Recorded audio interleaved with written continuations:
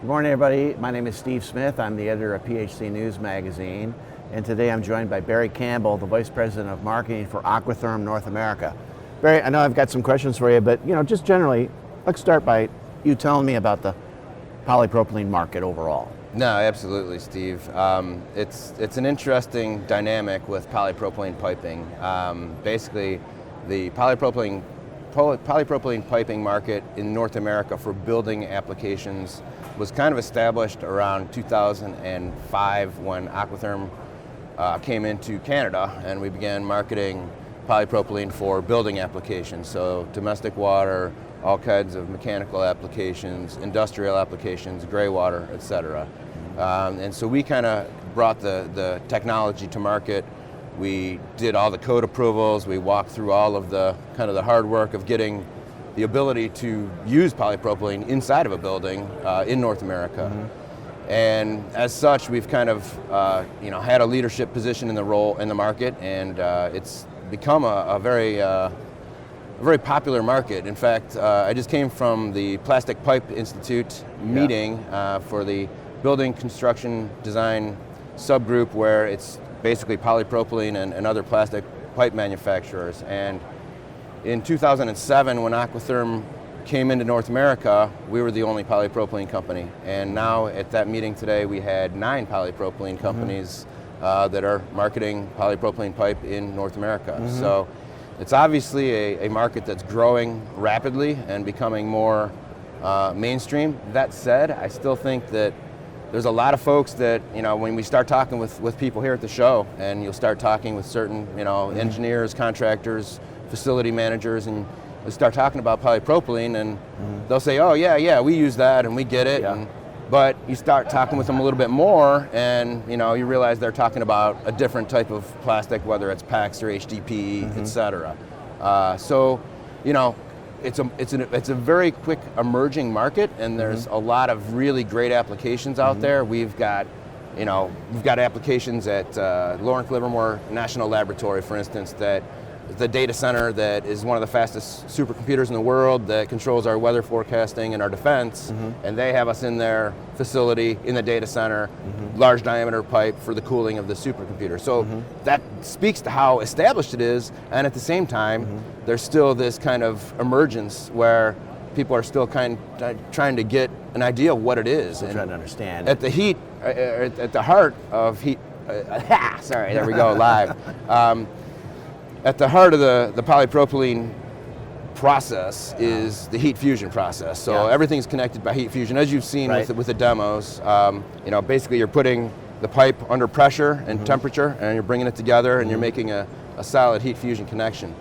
That, to us, is kind of the big thing about polypropylene. That's what makes it so unique, is because basically the pipe and the fitting become one, and there's no leak path, basically. And so that's really the key to polypropylene piping, and that's part of the allure and as such why so many people are coming into our space, which is great, because honestly, as more polypropylene pipes come in, as we've talked about in the past, as more folks are coming into the market, it justifies and legitimizes the market. So it sounds like you've got a lot of new competitors among the polypropylene family, but would you say your competitors are other plastic, like PEX makers, or there are some folks that are coming in that are bringing in lines? They're adding a polypropylene line to their other pipe offerings, and then there's other folks that are coming in from, and then there's actually, to my knowledge, I don't believe there's really polypropylene being manufactured here in the United States. The companies are coming in from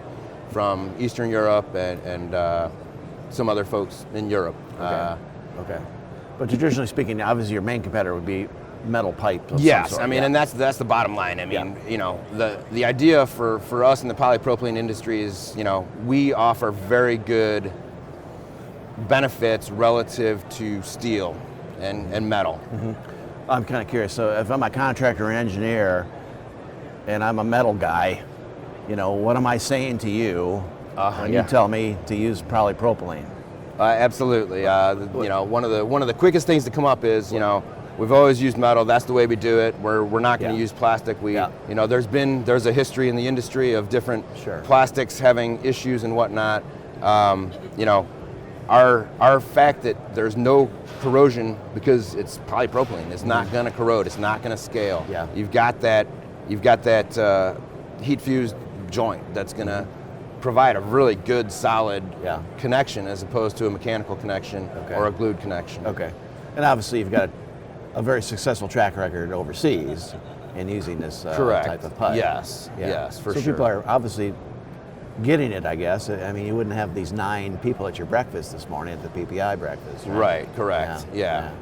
Interesting. Well, it's good to be imitated, I guess. Yes, it's yeah. Good. Absolutely. All right, well, let's switch gears a little bit. I mean, I know you have some thoughts on tariffs. How are they impacting your market, your industry? Yeah, and I mean, it's interesting with the tariffs that are going on, and it's such a fluctuating situation with tariffs. And the bottom line is, you know, our main goal is to replace steel. Yeah. That's the bottom line. And with uncertainty of markets, it makes it challenging for an engineer or a contractor. And you can plan a year ahead on a job, and your metal price is going to fluctuate and up and down. And that's one of the real benefits that we feel we offer is our prices are extremely stable. We've had actually some reductions, and we had one slight increase, but mainly reductions in certain SDR, standard dimension ratios of pipe, over the course of our existence in North America. Yeah. So we really feel like we can offer people that are, you know, forecasting a job way out, we can offer a very nice, stable platform for them to make their estimates and get their another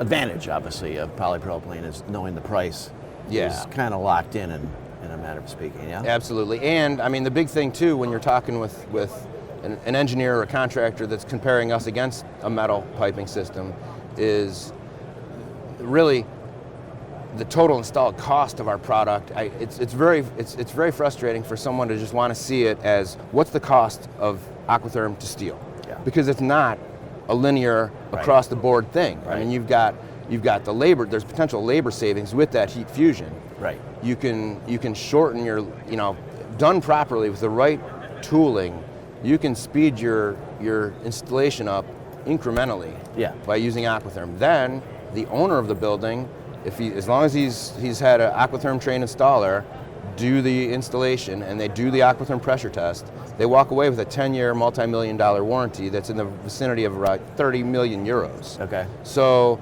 you know, that's a true benefit that, you know, and sometimes we struggle because contractors and engineers, they may not be concerned with that warranty as much, but as a building owner, you sure would like to have that peace of mind to be able to know that you're going to have a product that's warranted for 10 years. Sure. Good.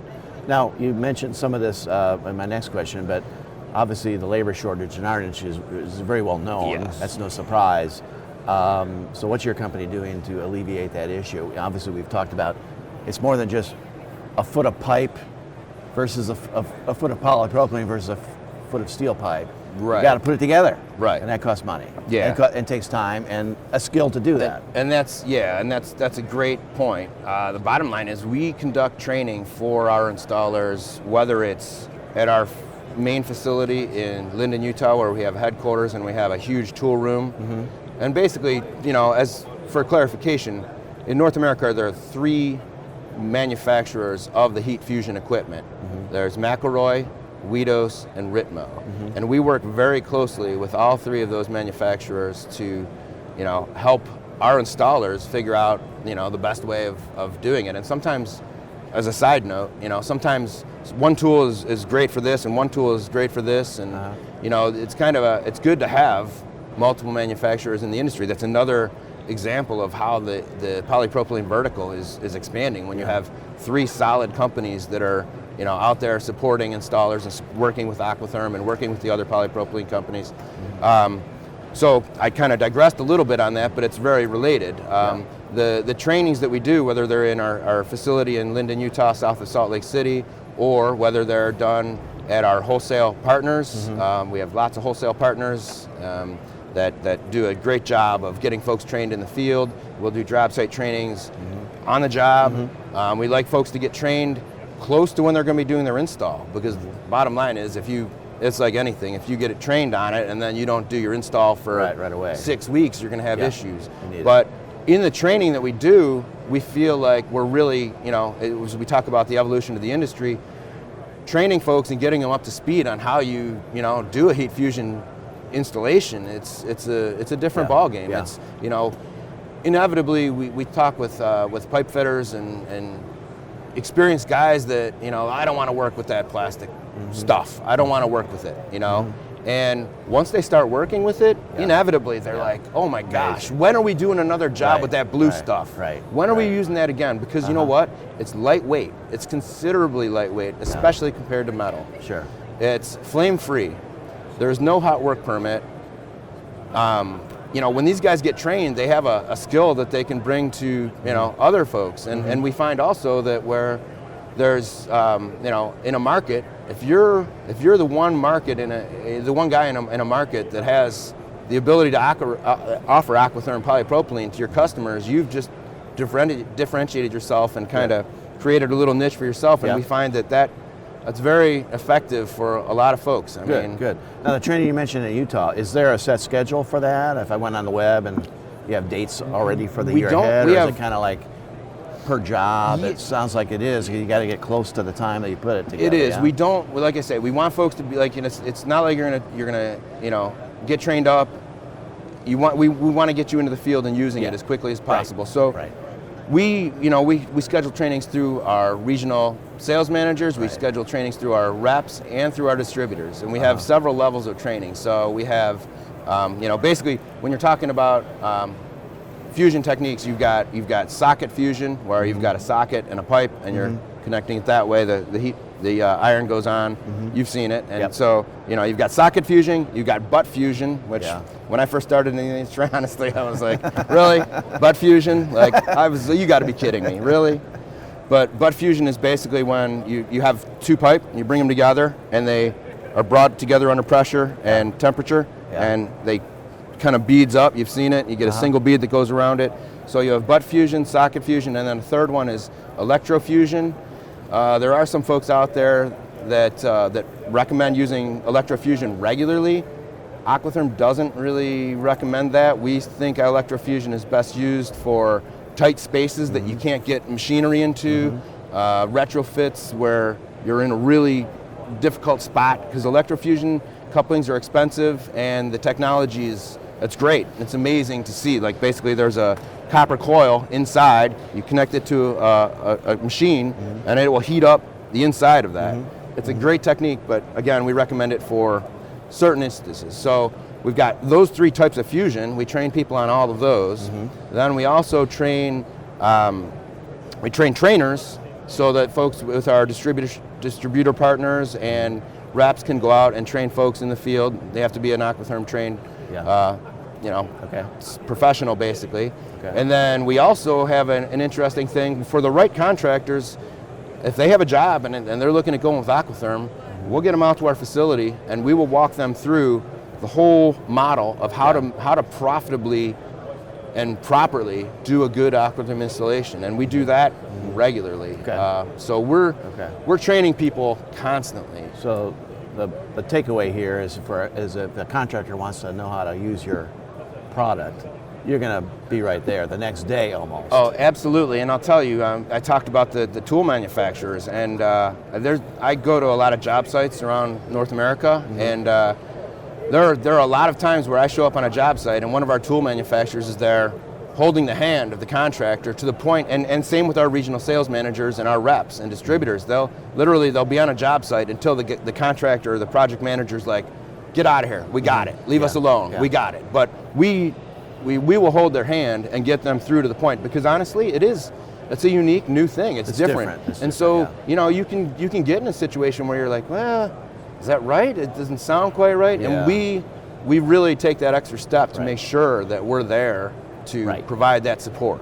Yeah, and this is pretty hidebound traditional industry, so when you come along with your things, I mean, you got to be right there with the contractor, that's for sure. It is. And it sounds like you are. And the engineers too. Like our engineering department, we have a large engineering department with extremely good qualifications that will hold the hand of a designer that's trying to work through, because again, it's even designing a project, you've got to, you've got to kind of do things a little bit differently. And hey, you know what? That's life, right? Good. You got to change and adapt. Yeah. All right. Well, I haven't been to your booth yet. I'm going to go after lunch. But what's new and exciting over there? We're showing some large diameter kind of examples of how we're installed in the field with flanges, adapters, different kind of just examples of how we're used in the field, whether it's a header or manifold. So we're talking a lot about that, and we're talking a lot about our fabrication services, because back to the skilled labor shortage. We have an extensive fabrication department in our Utah facility. We have over $1 million worth of fusion equipment, over 30 trained fusion experts who will fabricate. So basically, you got a contractor and he says, okay, I got this large mechanical room, I've got all these runs going out to my cooling tower. Our team can help facilitate all of that. We can help design it. We can help get it out to the field. We can design it to the specifications. We fab it all up, and then we ship it out to the job site. Contractor can get it, flange it up, plug it in. All right. And so that's another way that we're able to help with that skilled labor shortage. We can vastly condense time frames. We can, in many cases, provide some very substantial savings. We've got numerous examples of that working throughout on huge projects, like companies that we're not allowed to talk about that are the amazing applications. And we also, our distribution partners also will do some fab for us here and there. Okay. So that's a real benefit. We have several large distributors that help us out. Good. All right. Now, Barry, we talked a little bit about this as well earlier in our conversation, but if I'm new to the polypropylene market, what are some of the best applications for which I could use this? No, absolutely. Aquatherm traditionally has gone into the market with any kind of domestic water, recycled water, industrial water, and mechanical applications. We still serve those markets, but we really feel the sweet spot is in a large diameter mechanical application. So district energy, chilled water, cooling towers, condenser water, those are the applications that we really feel like we really shine in. Good.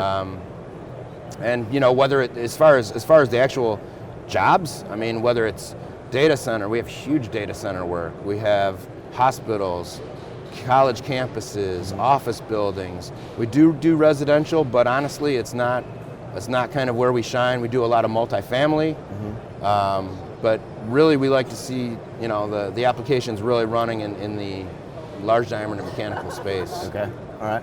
Well, one last question, Barry. What can my readers expect from Aquatherm in the year ahead?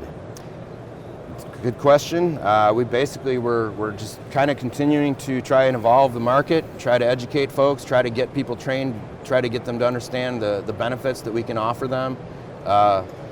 We also offer a scan to fab technology where we have a digital 360 camera that we can go out. We have trained individuals who can go out on a site and they can scan a mechanical room. Yeah. So they can, if you're doing a retrofit, we can measure that down to an eighth of an inch accuracy and come back with plans and be able to adapt things based on that measurement, which is phenomenal savings of man time if you're going to manually. Do you have any kind of display that shows that at the booth? We do not right now. We do not right now. It's still an emerging technology. Next year. It's something that it's something that's still emerging, but we're moving forward with it pretty quickly. That does sound very interesting. And then again, the fabrication services. We've got so many customers that are really happy to be able to get a spool or a manifold or a bunch of complicated fittings, coming out and be able to just plug them right in and run with it. That's kind of one of the big things that we're really focusing on as well. All right. Well, let's wrap it up. Barry, thanks for coming by. Thanks for clearing up that whole butt fusion thing. I was a little confused about that myself. I'm glad we got that out of the way. That was a shocker. When I went into my interview, I was as you know, I was in the industry before, but I hadn't delved into piping that deeply, and definitely did not know anything about butt fusion. And now, it's a good joke. It is a good joke. Well, thanks again. Awesome. Thank you for having me. I'll be seeing you, I think, at 1:30 today. Thanks Pleasure. again, everybody. Thank you. Thank you.